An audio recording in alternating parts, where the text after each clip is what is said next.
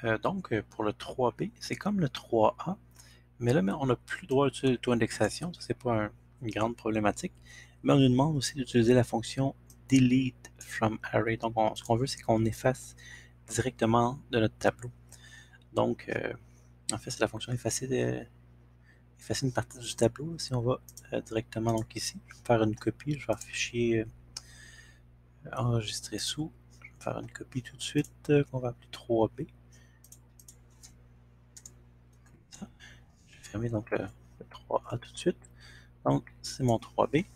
Maintenant, au lieu d'utiliser l'indexation, on veut vraiment utiliser la fonction delete from array. C'est supprimer une portion du tableau. Si je fais l'aide contextuelle, delete from array.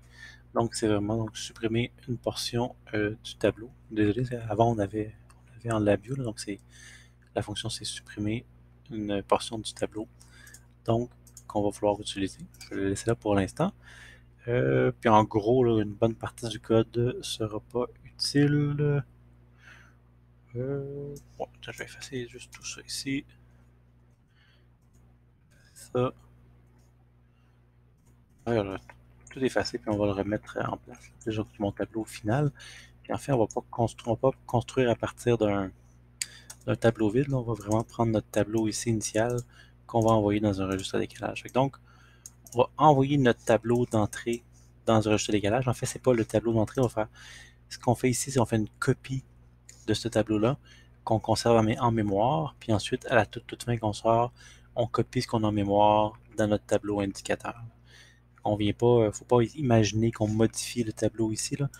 En envoyant dans le registre de décalage, on fait une copie de ce tableau-là. Donc un tableau qui est en mémoire, qui est affiché nulle part.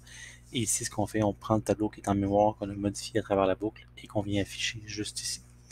Donc on va vouloir effacer les éléments du tableau quand ils sont supérieurs ou égaux à 100.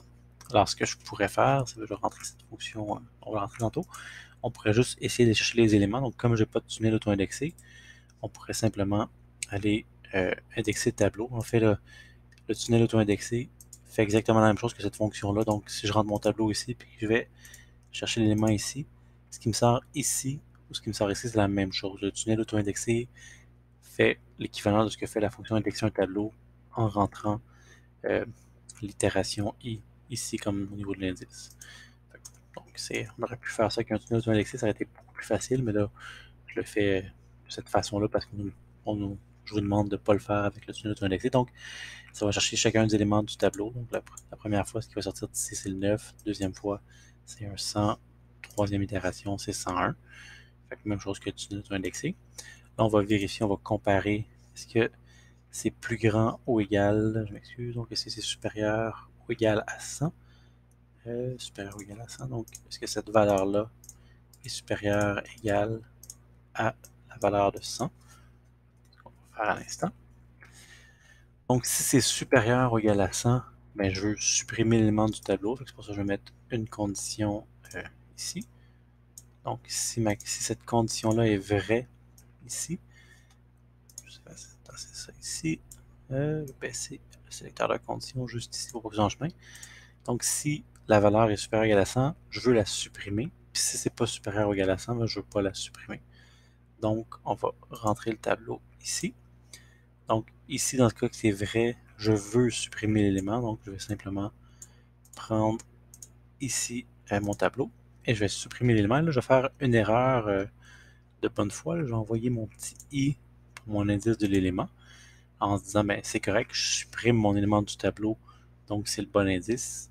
Et je vais rendre ça. Puis ici, la longueur de l'élément par défaut, c'est 1. Là, si je fais CTRL-H, on me dit ici la longueur par défaut, c'est 1. Fait que si je ne relis pas ça ici, la valeur entre parenthèses, c'est celle par défaut, ça va m'envoyer un 1, puis c'est la longueur de l'élément que je veux enlever. Comme je veux juste enlever un élément, 1, c'est exactement ça. Fait que je ne mettrai rien ici. Et je ressors mon tableau ici. Donc, si c'est faux, il faut que je fasse rien, parce qu'en fin de compte, c'est pas supérieur ou égal à 100, fait que c'est plus petit. Je veux conserver cette valeur-là. Donc, on va l'exécuter. Ça va sembler marcher quand même pas pire pour certaines valeurs. Puis là, il me fait une erreur. La book for n'est pas câblée. Ah oui, ça, faut la câbler. Donc, comme je n'ai pas utilisé le tunnel auto-indexé, il faut que je dise donc la book for avec de boucler sur la taille. Si j'avais mis un tunnel auto-indexé, il y aurait bouclé sur le nombre d'éléments du tableau. Donc, il faut que je l'utilise. Donc, genre, je prends la tête du tableau qui me donne mon nombre d'éléments et ça va boucler là-dessus. J'exécute ça. Ça a l'air de marcher, mais vous voyez un petit 101 qui n'a pas fonctionné ici. Puis en fait, on va réaliser que à chaque fois que j'ai deux valeurs supérieures ou égales à 100 consécutives, ça ne marche pas. En fait, c'est ici pour le 200, il a réussi à l'enlever. Le 3, il ne l'a pas mis, mais le 101, il l'a conservé. Je peux même faire un autre test. Je vais mettre 109 ici. Et là, je vous le dis, il devrait conserver le 200 si je mets 109 ici. Et vous voyez, il a conservé le 200. En fait, ce qui se passe, puis en fait, ça va être plus simple si je vais faire un 9 ici, puis je vais mettre un 101 ici. Désigner les valeurs actuelles comme défaut. Non. Parfait. C'est passé ici, première itération du tableau. Donc, ici, mon tableau est là. Donc, il est en mémoire, mais comme je n'ai rien enlevé, ce qui est en mémoire ressemble beaucoup à ça. Puis je vérifie si j'ai quand même le temps. J'ai tout le temps que je veux. Donc, j'ai donc même si le tableau qui est en mémoire ressemble exactement à ça. Donc, j'ai un 101 ici. Donc, ce qui va me sortir d'ici, c'est un 101 à la première itération de la boucle. Donc, 101, c'est plus grand ou égal à 100, effectivement. Donc, c'est vrai. On va venir effacer ça. Donc, ici, le petit i, première itération de la boucle, c'est un 0. Donc, c'est l'élément en position 0. Et on va réussir à l'enlever. Donc, la fonction, j'envoie position élément 0. Le tableau, cette fonction-là vient effacer l'élément à la position 0. Parfait, donc c'est en mémoire. Maintenant, c'est ce même tableau-là. Donc, on a effacé cet élément-là. Fait que là, juste bouger comme ça ici. Fait que c'est comme si on l'avait effacé. Là. Certain que ça, je ne l'ai pas effacé, mais c'est juste déplacer l'indice à partir duquel on monte. Mais imaginez qu'il n'y a plus le 1 là. Fait que imaginez ici que ça, c'est pas 1, que c'est 0 ici qu'on indique. Fait que maintenant, le 100 est à la position 0. C'est ça qui va se passer comme problème. Comme je l'ai effacé du tableau, ici, ben maintenant, je reviens ici, puis je regarde l'élément qui est à la position 1 maintenant. Mais le 100 il a bougé à la position 0. Fait comme ici j'ai un 1 ici, mais que le 100 il a reculé à la position 0, là, je vais regarder le 9. Fait que si je prends mon petit i ici, ben, je me trompe parce que je ne vais pas regarder le bon élément. Parce qu'en fin de compte, à chaque fois quand j'en efface un, il faudrait que je regarde à nouveau au même indice. Il faudrait que quand je viens d'effacer, que je regarde encore à l'indice 0. Il faudrait pas que, dans ce cas-là, il ne faudrait pas que l'indice augmente.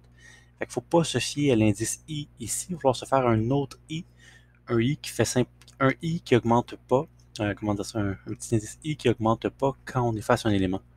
Puis qui augmente seulement quand on n'efface pas un élément, quand on passe au suivant. Fait que là, il faudra se faire s'inventer un petit i juste pour nous. C'est ce qu'on va faire à l'instant même. Donc, je ne sais pas si c'est bien clair pour vous, là. Ça c'est vraiment important de comprendre. Parce que le problème, c'est qu'on a effacé l'élément, donc le 100 est revenu à la position 0. Mais nous, on est rendu à la deuxième itération de la boucle et le i maintenant est rendu à 1. Fait qu'on va regarder le 1, fait qu'on va regarder le 9, fait qu'on va passer le 100. On va se créer un petit i qui va être utile justement pour ça. Donc, je vais pas prendre ce i-là, on va s'en créer un i à nous. Donc, je vais me faire une constante 0 ici qui va devenir notre nouvel indice. Je vais remplacer ça par un décalage. Et ce que je veux, c'est simplement faire plus 1 quand j'efface pas. Je vais faire un plus 1 donc quand j'efface pas. Fait que, par exemple, c'est pas ça que je voulais faire. Si le premier élément, mettons 9 ici, puis je vais mettre 101. 9 ici, donc le premier élément, 9, il est plus petit que 100. Je ne veux pas l'effacer, je vais aller observer l'élément suivant. Fait que quand c'est faux, quand j'efface rien, là, je veux faire incrémenter un plus 1, comme ça. Mais quand c'est vrai, quand je viens d'effacer, ben, je veux observer au prochain coup le même élément, parce qu'en fait, quand je viens d'effacer l'élément, le suivant, c'est lui qui remonte à sa place. Fait que je ne veux pas incrémenter dans ces cas-là. Fait qu'au lieu de prendre mon i, je vais prendre mon nouvel indice, mon petit nouveau un i qui augmente seulement quand j'efface pas, puis quand j'efface, qui augmente. Quand j'efface un élément qui augmente pas, qui me permet d'aller réobserver le même élément. Je ne prendrai pas ce i-là que je vais juste déplacer ici. Là. Ça va me permettre donc d'éviter d'incrémenter cette valeur-là quand j'efface un élément. Puis là, ça devrait fonctionner. Ici, j'ai deux valeurs supérieures à 108. Et même chose ici, je vais être capable de toutes les éliminer. Ça fonctionne bien, même si j'en mets plusieurs. Là, on va mettre 309. Ça devrait quand même bien fonctionner. J'ai comme le 9 ici, le 5, le 4 et le 9. Donc, c'est vraiment la petite subtilité là, quand on efface d'un tableau. Il faut vraiment se créer nous-mêmes une itération qui fait juste aller au prochain élément si j'ai pas effacé du tableau. Et dans le cas, j'ai encore du temps, donc, et dans le cas que j'efface, il faut pas incrémenter. Là. C'est quand même subtil, mais vraiment pour vous le réexpliquer donc, une autre fois pour que ça soit clair. Là. Par exemple, ici, si j'ai un 200 ici, donc première itération, j'ai mon 200, je vais l'exécuter.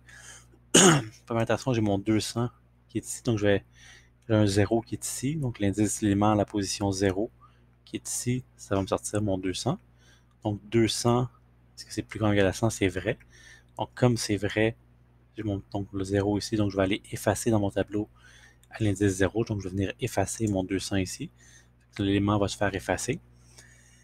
Donc, je pourrais, par exemple, on va le faire. Hein. Donc, opération des données, supprimer l'élément. Donc, je le supprime. Et là, maintenant, mon 100 est rendu à l'indice 0.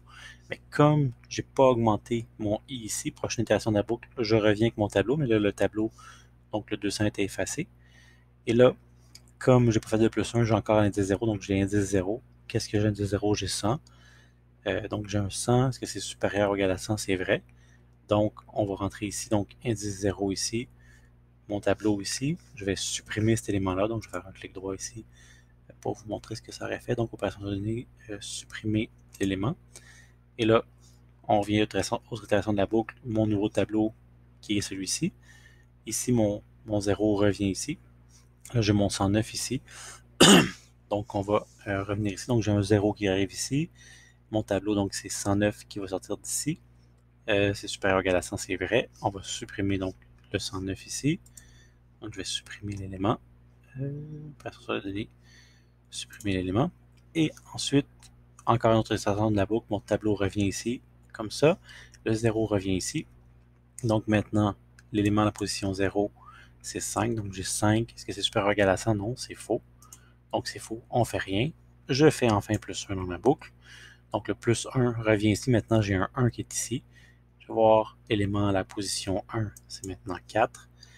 Et donc, je prends 4. Est-ce que c'est supérieur ou égal à 100? Non. C'est faux, donc on continue, donc on fait plus 1. Le tableau reste tel quel, je fais plus 1. Maintenant, je suis rendu voilà, 4. Et là, je suis rendu maintenant à l'élément 109. Et là, maintenant, j'ai un 2 qui est rendu ici. Donc, on va effacer l'élément 109 parce que c'est supérieur ou égal à 100. Donc, c'est supprimé, je vais supprimer cet élément-là. Et ainsi de suite. Je ne sais pas si vous voyez un petit peu comment ça fonctionne. Mais sinon, c'est vraiment important d'essayer de bien comprendre qu'est-ce qui s'est passé dans le numéro 3B. C'est pas si évident que ça. Donc, comprendre pourquoi on n'a pas pris le i et pourquoi on s'est inventé un autre indice à part qui augmente seulement quand on n'efface pas l'élément du tableau.